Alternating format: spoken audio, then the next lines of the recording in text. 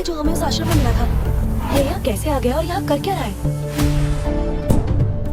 अच्छा, तो मेरे होने वाली बीवी यहाँ मिलेगी।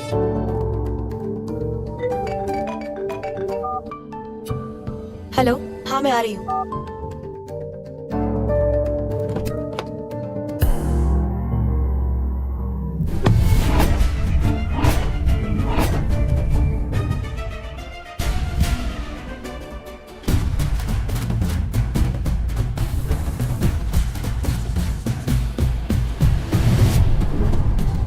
हमने इस बार थॉमस फैमिली से 100 बिलियन की इन्वेस्टमेंट ली है। अब हमारी चेकअप फैमिली टॉप पर होगी, थैंक्स टू पर्सीज बॉयफ्रेंड फ्रेडी। ओह, तो ये फ्रेडी ने किया। फ्रेडी तो वैसे भी थॉमस फैमिली का वारिस है, और जब वो प्रेसी से शादी करेगा तो हमारी फैमिली भी इस शहर की सबसे अमीर फैमिली बन जाएगी। इस पार्टी में ये लड़का कौन है? हेलो, मेरा नाम एडम है और मैं यहाँ शादी करने आया हूँ। इसकी शादी? मेरे मास्टर ने कहा था कि उन्होंने आपकी बेटी प्रेसी के साथ मेरा रिश्ता तय किया है, तो शायद उसी के साथ। शादी का रिश्ता तुझसे? सोचा भी कैसे तेरे जैसे जंगली से शादी करूंगी। मैं कोई जंगली इंसान नहीं हूँ और न ही कोई बाबा टाइप हूँ। मैं केवल अपने मास्टर के कहने पर तुमसे शादी करने के लिए आया हूँ। ये सिर्फ और सिर्फ उन्हीं का फैसला था। तो कहीं और जाकर डाल गला। आईने में शक्ल देखी है कभी? बड़ा आया शादी करने। देखो, तुमसे शादी करना तो मैं भी नहीं चाहता, पर जिम्मेदारी निभाने के लिए करनी पड़ेगी। मैं अपने मास्टर की बात नहीं टाल सकता, क्योंकि ये प्रॉमिस तुम्हारे दादाजी ने दिया था।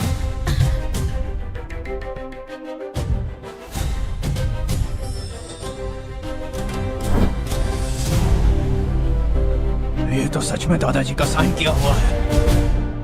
ये दादाजी ने क्या किया? मेरी शादी वो भी एक जंगली के साथ? नहीं, ऐसा कभी नहीं हो सकता।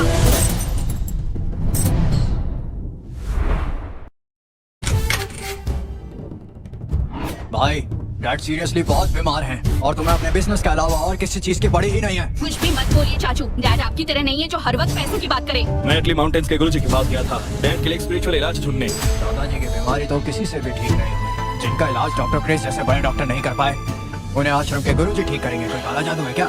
ऐसा नहीं है, गुरुजी तो नहीं मिले, लेकिन ये दवा यंग मॉन्क ने दी। आओ, एक झाड़ू लगाने वाले मॉन्क की दी हुई दवा तुम हमारे डैड को दोगे? मारना है क्या इन्हें? वो मॉन्क आम इंसान नहीं था, उसकी दी हुई दवाई बहुत ही स्पेशल है।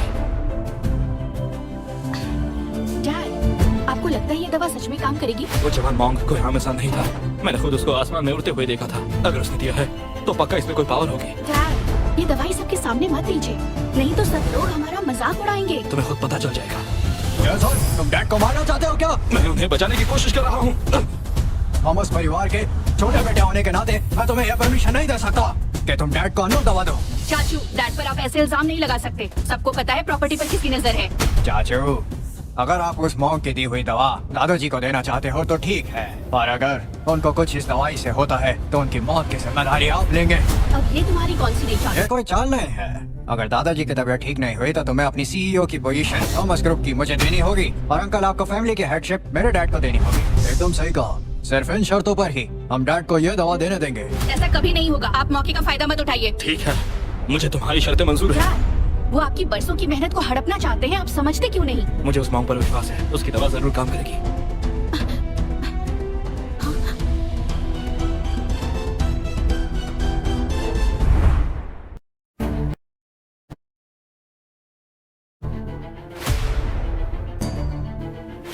डैड, ये दवा काम नहीं कर रही है। जेसन, तुम हार गए हो और अब से ये कंपनी हमारी हुई। अब तुम्हारा सब कुछ हमारा हो गया है और अब कुछ कर भी नहीं सकते। बिल्कुल भी नहीं। इस दवाई से दादाजी भले ही ठीक नहीं हुए, लेकिन उनकी तबीयत और बिगड़ी भी नहीं। तो बकवास बंद करो। तुम अपने वादे से मुकर रही हो। देखो, जो बोला है वही होगा, वरना मैं तुम दोनों को बर्बाद कर दूंगा। ये नहीं हो सकता। मैंने खुद देखा था उस मॉन्क को हवा में उड़ते हुए। डैड, प्लीज होश में आइए। उस मॉन्क ने जो भी कुछ कहा था वो सब सिर्फ झूठ था। ये सब अब तुम कहीं और जाके करना। अब अगर तुमने अपना वादा नहीं निभाया और मुझे सीईओ नहीं बनाया तो तुम दोनों को मैं जिंदा नहीं छोड़ूंगा। तुम्हारी इतनी हिम्मत कि तुम हमें धमकी दोगे? मैं जैसे अपना वादा कभी नहीं तोड़ता। तुम्हें सीईओ ही बनना है ना, तो ठीक है। डैड, आप जानते हो ना ये दोनों कितने घटिया इंसान हैं। अगर ये फैमिली हेड बन गए तो जल्दी सब बर्बाद हो जाएगा।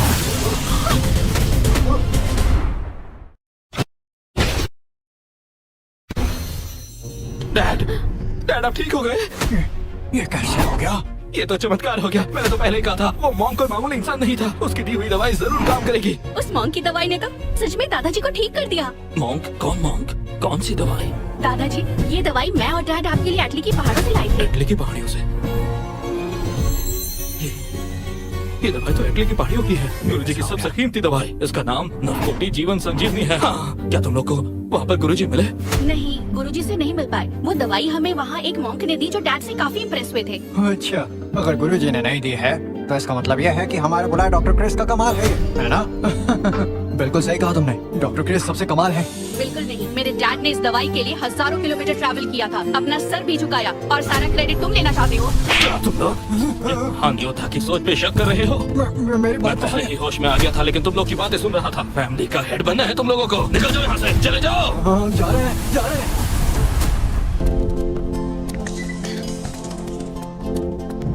क्या है?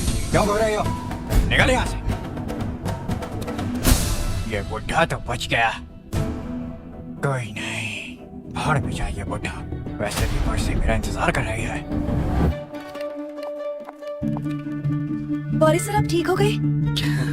एमा, एक काम करो कि हमें एटली माउंटेन पर ले चलो। हमें उस मॉन्क का धन्यवाद करना है। उसकी जरूरत नहीं पड़ेगी माँ। मैंने अभी अभी हैरिस होटल में उस मॉन्क को देखा है। शायद वो जेकब फैमिली की पार्टी में आया है। क्या जैकब की फैमिली पार्टी? चलो हम भी चलते हैं।